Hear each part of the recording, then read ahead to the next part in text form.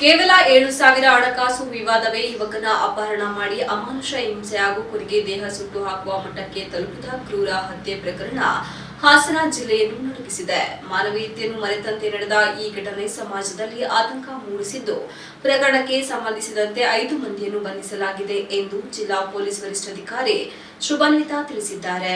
ನಗರದ ಜಿಲ್ಲಾ ಪೊಲೀಸ್ ವರಿಷ್ಠಾಧಿಕಾರಿ ಕಚೇರಿ ಸಭಾಂಗಣದಲ್ಲಿ ಸೋಮವಾರ ನಡೆದ ಸುದ್ದಿಗೋಷ್ಠಿಯಲ್ಲಿ ಮಾತನಾಡಿದ ಅವರು, ಕೆಎಂ ಓರನ್ ಎಂಬ ಯುವಕನನ್ನು ಅಪಹರಿಸಿ 2 ದಿನಗಳ ಕಾಲ ನಿರಂತರವಾಗಿ ಹಲ್ಲೆ ನಡೆಸಿ ಕೊಲೆ ಮಾಡಿರುವ ಪ್ರಕರಣದಲ್ಲಿ ಸತೀಶ್, ಉಮರ್, ವಿಜಯ್ ನಾಯಕ್, ದಾಸರಕೊಪ್ಪಲು ಚೇತನ್ ಹಾಗೂ ಮನು ಬಂಧಿತರಾಗಿದ್ದಾರೆ ಎಂದು ತಿಳಿಸಿದರು.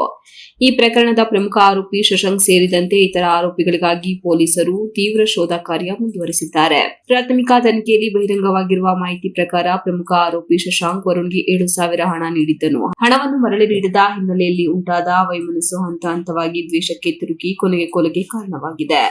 ಅಲ್ಪ ಮೊತ್ತದ ಹಣಕಾಸು ವಿವಾದವೇ ಈ ರೀತಿ ಕ್ರೂರ ಘಟನೆಯಾಗಿ ರೂಪಾಂತರಗೊಂಡಿರುವುದು ಪೊಲೀಸರಿಗೂ ಅಚ್ಚರಿ ಮೂಡಿಸಿದೆ ಎಂದರು. ಮಾರ್ಚ್ 10ರಂದು ಬೈಕ್ ರಿಪೇರಿ ಮಾಡಿಸಿಕೊಂಡು ಬರುತ್ತೇನೆ ಎಂದು ಹೇಳಿ ಮನೆಯಿಂದ ಹೊರಟಿದ್ದ ವರುಣ್ ನಂತರ ಮನೆಗೆ ಮರಳಲಿಲ್ಲ. ಇದೇ ದಿನ ಹಣಕಾಸು ವಿಚಾರಕ್ಕೆ ಸಂಬಂಧಿಸಿ ವರುಣ್ ಮತ್ತು ಆತನ ಸ್ನೇಹಿತ ಲೋಹಿತ್ ಅವರನ್ನು ಆರೋಪಿಗಳು ಕರೆದುಕೊಂಡು ಹೋಗಿ ಹಾಸನ ತಾಲೂಕಿನ ಹಂಗರಹಳ್ಳಿ ಗ್ರಾಮದ ತೋಟದ ಮನೆಯಲ್ಲಿ ಬಂಧಿಸಿ ಅಮಾನುಷವಾಗಿ ಹಲ್ಲೆ ನಡೆಸಿದ್ದಾರೆ. ಹಿಂಸೆಯ ತೀವ್ರತೆ ಎಷ್ಟರ ಮಟ್ಟಿಗೆ ಇತ್ತು ಎಂದರೆ ಇಬ್ಬರನ್ನು ನಿರಂತರವಾಗಿ ಹೊಡೆದು ಕಿರುಕುಳ ನೀಡಲಾಗಿತ್ತು. ಮಾರ್ಚ್ 11ರಂದು ಮಧ್ಯಾಹ್ನ ನೀರು ತರಲು ಕಳುಹಿಸಿದ ಸಂದರ್ಭದಲ್ಲಿ ಲೋಹಿತ್ ಆರೋಪಿಗಳ ಕೈಯಿಂದ ತಪ್ಪಿಸಿಕೊಂಡು ಪಾರಾಗಿದ್ದು ಸಮೀಪದ ಗ್ರಾಮಕ್ಕೆ ತೆರಳಿ ಘಟನೆ ಬಗ್ಗೆ ಮಾಹಿತಿ ನೀಡಿದ್ದಾನೆ. ಈ ವೇಳೆ ನಿರಂತರ ಹಲ್ಲೆಯಿಂದಾಗಿ ವರುಣ್ ಮೃತಪಟ್ಟಿದ್ದಾನೆ ಎಂದು ಎಸ್ಪಿ ವಿವರಿಸಿದರು.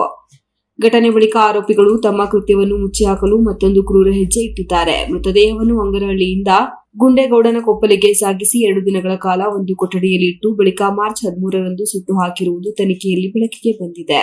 ಈ ಮೂಲಕ ಸಾಕ್ಷ್ಯನಾಶ ಮಾಡಲು ಪ್ರಯತ್ನಿಸಿದ್ದಾರೆ. ಮಾರ್ಚ್ 15ರಂದು ವರುಣ್ ತಾಯಿ ಗಂಡಸಿ ಪೊಲೀಸ್ ಠಾಣೆಯಲ್ಲಿ ನಾಪತ್ತೆ ದೂರು ದಾಖಲಿಸಿದ್ದರು. ಬಳಿಕ ಮಾರ್ಚ್ 19ರಂದು ಸುಟ್ಟ ಸ್ಥಿತಿಯಲ್ಲಿ ಮೃತದೇಹ ಪತ್ತೆಯಾಗುತ್ತಿದ್ದಂತೆ ಪ್ರಕರಣವು ನಾಪತ್ತೆಯಿಂದ ಕೊಲೆ ಪ್ರಕರಣವಾಗಿ ಪರಿವರ್ತನೆಗೊಂಡಿತ್ತು. ಮೃತದೇಹ ಸಂಪೂರ್ಣವಾಗಿ ಸುಟ್ಟಿರುವುದರಿಂದ ಗುರುತು ದೃಢೀಕರಣಕ್ಕಾಗಿ ಬಯೋಲಾಜಿಸ್ಟಿಕಲ್ ಮಾದರಿಯನ್ನು ಸಂಗ್ರಹಿಸಲಾಗಿದ್ದು, ವೈದ್ಯಕೀಯ ವರದಿ ನಂತರ ಹೆಚ್ಚಿನ ವಿವರಗಳು ಲಭ್ಯವಾಗಲಿವೆ ಎಂದು ತಿಳಿಸಿದರು. ಬಂಧಿತ ಆರೋಪಿಗಳ ವಿರುದ್ಧ ಹಿಂದೆ ಯಾವುದೇ ಗಂಭೀರ ಅಪರಾಧ ಪ್ರಕರಣಗಳ ದಾಖಲೆ ಇಲ್ಲದಿದ್ದರೂ ಗಾಂಜಾ ಸೇವನೆ ಕುರಿತ ಮಾಹಿತಿ ಲಭ್ಯವಾಗಿದೆ ಎಂದು ಪೊಲೀಸರು ತಿಳಿಸಿದ್ದಾರೆ. ಈ ಪ್ರಕರಣ ಯುವ ಜನತೆಯಲ್ಲಿನ ಮದ್ಯ ಮಾದಕ ವಸ್ತುಗಳ ದುಷ್ಪರಿಣಾಮಗಳನ್ನು ಎತ್ತಿ ತೋರಿಸುತ್ತಿದೆ ಎಂಬ ಅಭಿಪ್ರಾಯ ವ್ಯಕ್ತವಾಗುತ್ತಿದೆ.